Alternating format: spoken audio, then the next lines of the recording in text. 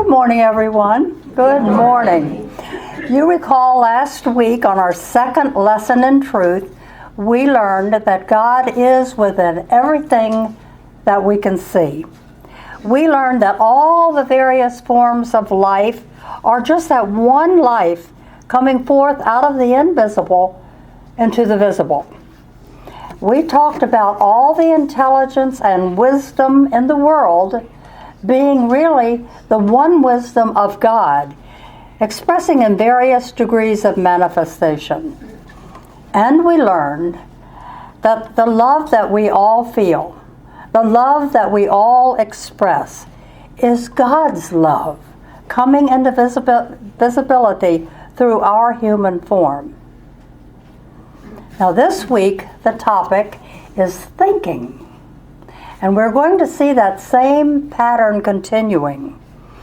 Dr. Cady, who wrote Lessons in Truth, firmly states in the 3rd chapter that there is only one mind, the mind of God, expressing in the entire universe. Now there's a well-known Texas physician that you may have heard of, read some of his books, Dr. Larry Dossey. He agrees with Dr. Cady. He formerly was chief of staff at the Medical City Dallas Hospital. And in his book, One Mind, which was written in 2013, Dr. Larry Dossey says, emerging studies have shown that the one mind isn't just an idea, it's a reality. All of our minds are a part of the one mind of God. That's a very good book. If you want to read it, I have read it. However, the idea of one mind is a little bit difficult to comprehend. So I encourage you this morning, stay awake and stay with me. We're going to comprehend this before the lesson is over. Now, there are many religions in the world that believe thinking can be dangerous to church people because it might cause a person to start thinking about things and making up their own minds about things. And that wouldn't be good for church attendance. So they just say, take these things that we're telling you in faith and follow that. But unity is different. Totally different in this matter. We believe that no religion is worth its salt if it doesn't encourage people to think and question. And more importantly, to learn to think correctly. Instruction on how to think correctly is the primary purpose of the unity teachings. For it is only by correct thinking that a person can improve their states of consciousness and grow into higher levels of being. Correct thinking. Now, the word thinking is a word that most people simply just take for granted. So here's something for you to think about this morning. How would you define the word thinking? I know you're thinking, aren't you? It's hard. It's near impossible to define the word thinking. It's almost like trying to define the color green to a blind person. We all think, we all know that we do, but the dictionary does define it, and here's what it says. The action of using your mind to produce ideas, decisions, memories, etc. And that is not a bad definition. Unity claims that the word thinking not only can be defined, it can be observed, it can be analyzed, and it can be controlled by the thinker. It is a living process. In her chapter on thinking, Dr. Cady makes this statement, which is actually one of the keynotes of Lessons in Truth. I'm going to read it to you. It does make a great difference in our daily lives what we think about God, about ourselves, about our neighbors. Heretofore, now that's a word we don't hear very often, do we? I like it. Heretofore, through ignorance of our real selves and as a result of our thinking, we have just let our thoughts flow at random. Our minds have been turned towards the external of our being, and nearly all of our information has been gotten through the 5 senses. We have wrong thoughts because we have been misinformed by our senses. And our troubles and our sorrows are the result of wrong thinking. When Dr. Cady says that it makes a great difference as to what we think, she is not just speaking for the unity movement, oh no, but for all the great teachers and spiritual crews throughout history. It makes all the difference for any person in the world at any time during history, and whether a person is thinking correctly or incorrectly. She goes on to say, if a person is thinking incorrectly, he or she will have an incorrect life. All kinds of incorrect things are going to happen to him. On the other hand, if a person is thinking correctly, practicing correct thinking, he or she will have a correct life with correct things happening to him or her. And in Unity, we do try to teach people the difference between incorrect thinking and correct thinking. The difference between the two and the results that come from the two are basically the difference between heaven and hell. That is how strong our thoughts are. In Unity, we do not spend a lot of time talking about wrong thinking and its results. Of course, we know what the results are, but we don't want to put our emphasis on punishment and sin. We want to put our emphasis on truth and good and rewards, which come from right thinking.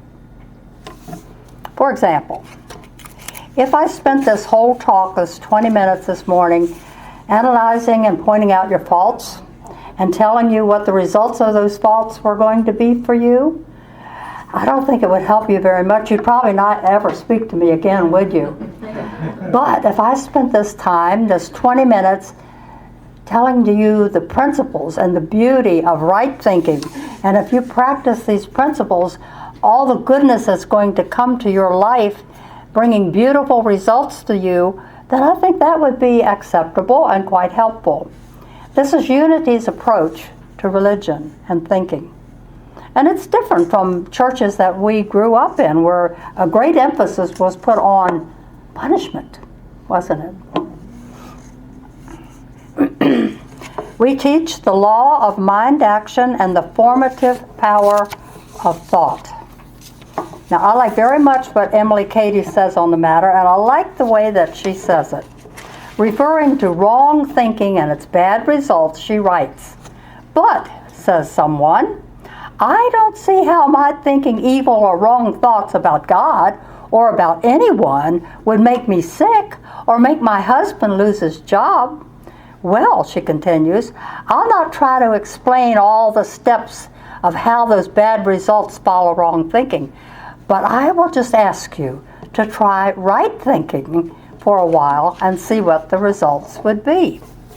She continues, take the thought, God loves me, and think these words over and over and over continually during the week.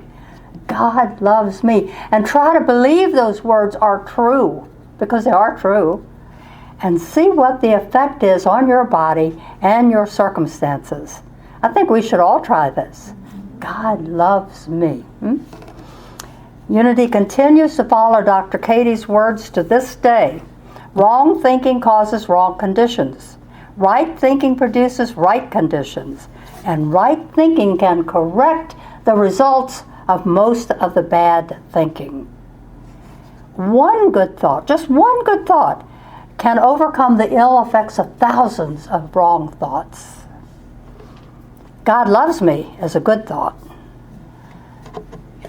I think that was very simple advice for this complicated chapter, and I'm certainly going to remember this during the week ahead. God loves me. How great I am. God loves me. Okay. So, what exactly is wrong thinking? We need to know what it is so we can avoid it, right? Basically, it's any kind of thinking that condones harm. Harm to yourself, harm to another person, or harm to other people. Or thinking that God wishes harm to go to certain people. Any thought that focuses on harm of any kind to any person is wrong thinking. That's not hard to remember, is it? In fact, Emilie Cady says it is a sin. And I hesitate to use the word sin because we don't use it in unity. However, if we remember the original version of that, it's an archer's term. It means missing the mark. And so there's nothing wrong with the word sin. We miss the mark a lot, don't we? And when we miss the mark with our wrong thinking, it produces suffering. What then is right thinking? It's any thought that agrees with the essential goodness of being. And with that, we start with God. God is absolute good. We start with God's creation, basically and innately good. We know in the book of Genesis, when God looked out over his creation, he saw it and he said it was good. Now, the problem arises for us because of the fact that within that innate goodness of God's creation, there is the tree of knowledge of good and evil. We read about that in the book of Genesis. And this tree has a fascinating kind of fruit. You know what it is, don't you? It says it's an apple. But it is the fruit of worldly knowledge. And knowledge consists of knowing right from wrong, knowing good from evil. And we partake of this knowledge all the time. We just keep taking bites out of that fruit. So human thinking then ends up as a mixture of good thinking and a mixture of bad thinking, correct thinking, incorrect thinking. And so what do we get in our lives? We get a mixture of good things and bad things. Person's thinking always outpictures in his life through the law of mind action and the formative power of thought. This law actually has been taught by truth teachers throughout the ages. Each illumined teacher taught this in his own style with his own particular terminology. Old Testament taught it, Jesus taught it, Paul taught it. All metaphysical teachers teach this. It's not new, but it's certainly worthy of reviewing, isn't it? Unity gives the following explanation for this law. Like attracts like. Like begets like. Thoughts held in mind produce after their kind. This is the simplest, clearest, and most accurate description of the law of mind action. And all the emphasis that Unity gives to thinking is based upon understanding this law. I distinctly remember the first time that I got it, that I understood this. I'm going to tell you about it. It was at the first Unity Church that I attended, and I was sitting in the front row. The front row is a good place to sit. I always choose the front row. The minister was talking about the power of our thoughts to manifest. And I was having a hard time understanding that. And then I got a vision. I'm going to tell you about it. I brought something.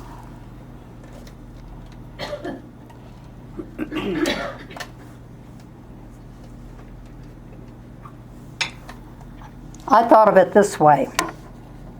In my mind, I saw a thought as a bubble coming from my head. A bubble. Well.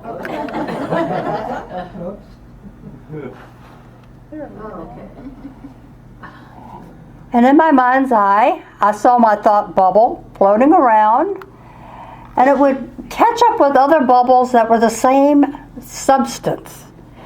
And they would join, and then it'd be a bigger bubble. And then this bigger bubble would float all around and gathering up lots and lots of the same kinds of bubbles until it became a huge bubble. And then my original thought that started with that little bubble manifested in my life. Ever since then, and that's been a long time ago, when I think of thoughts manifesting, I think of my bubbles as manifesting, and I think it helps to visualize that. And we may not be able to see our thoughts, but if we could, well, this is not good bubble stuff, is it?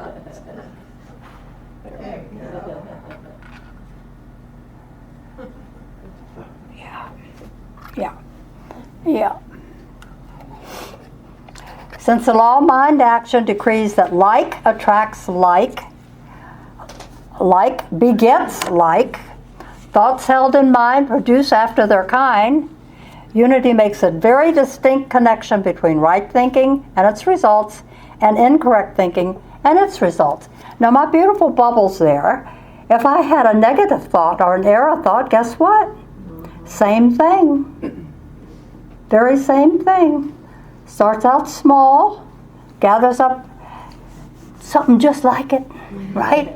Bigger and bigger and bigger until it flops in my lap. Good or bad, same law. Now here's something I bet you didn't know.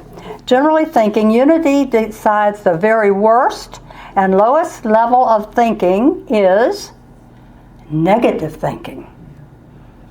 We all know what negative thinking is, don't we? It's the lowest and worst kind. And when people hear this, they might jump to the conclusion, if that's the lowest and worst kind, then the highest and best kind would be positive thinking. But it's not. That is not the highest and best kind. That certainly is good, and it's moving us in the direction that we want to go into higher consciousness. But unity teaches the highest and best thinking is prayer and meditation.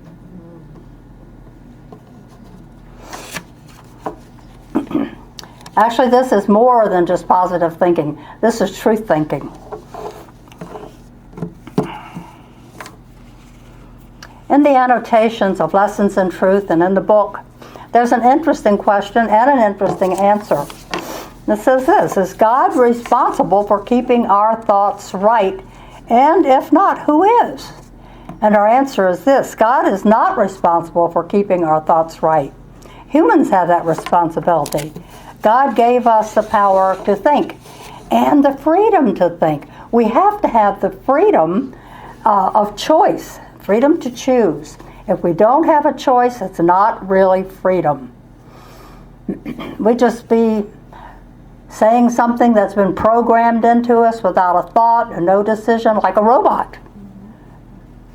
And God gave us freedom of choice.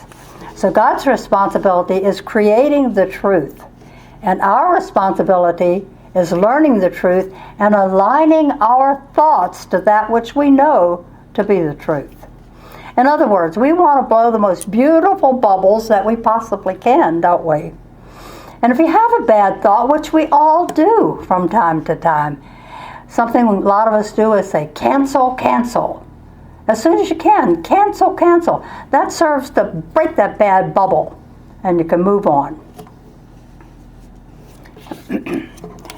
This is something that Dr. Cady says that so much of our thinking is just taking a picture of what we see and then sticking it in our brain.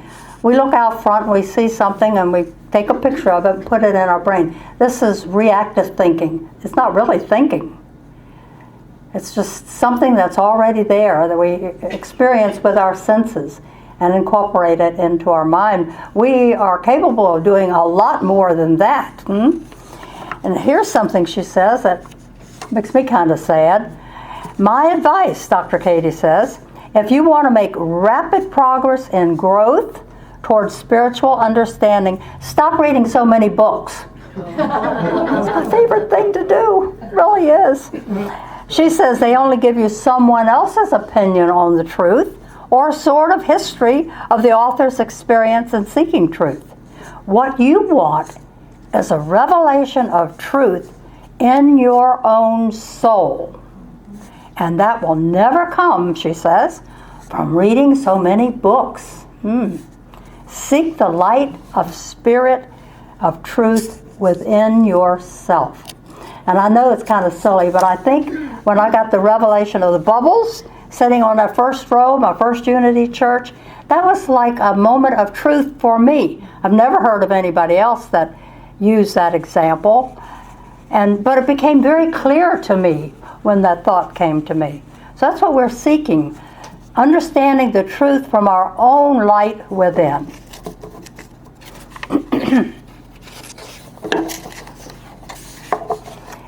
So I want to encourage us this week, all of us, to spend a little time being aware of our thoughts.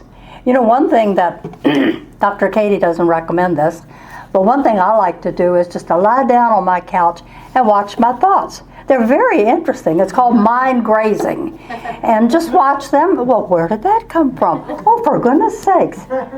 And you can examine the quality of your thoughts by doing that. And it's quite interesting. Yesterday afternoon, because I've got the sniffles, I thought I'd take myself a little nap. I laid down on the couch for about 10 minutes, and then I heard as clear as a bell ring. Okay, what was that? I don't know, but I guess it meant to get up and get working on this lesson. So try that, that's fun. We do know that we can't keep doing the same things over and over in the same old way and expect to get different results. We do know that, don't we? Yeah. It's called insanity. I want to tell you a little story about how insanity played out in the lives of two hunters from Minnesota. Anybody here from Minnesota? Okay, that's good. They got a pilot to fly them to Canada to hunt moose. Excuse me, and they bagged 6 moose. Or is it mooses, Kathy? Well, I'm going to say moose. She's saying meese. And they bagged 6 moose. They started loading the plane for the return trip. The pilot said the plane could only take 4 of those moose. 2 hunters objected strongly. They said, last year we shot 6 of those moose, and the pilot let us put them on board the plane, and the plane was just like your plane. Reluctantly, the pilot gave in, and all 6 moose were loaded. However, even on full power, the little plane couldn't handle the load and went down a few minutes after takeoff. Climbing out of the wreck, one of the hunters asked the other, "Any idea where we are?" The other said, "Yeah, I think we're pretty close to where we crashed last year."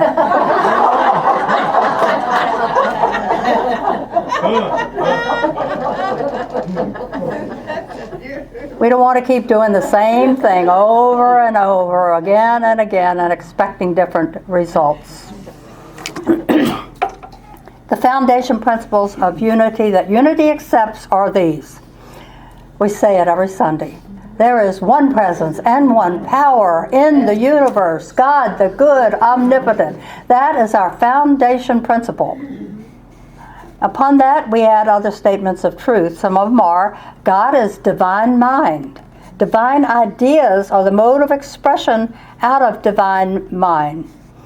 And divine ideas are the correct pattern for the thoughts of man. Wouldn't that be something? We get our ideas directly, divine ideas from God. The thoughts of man are the builders of his states of consciousness. And finally, states of consciousness manifest for men and women as conditions and events in their lives. So remember this. Thoughts held in mind produce after their kind. God bless you.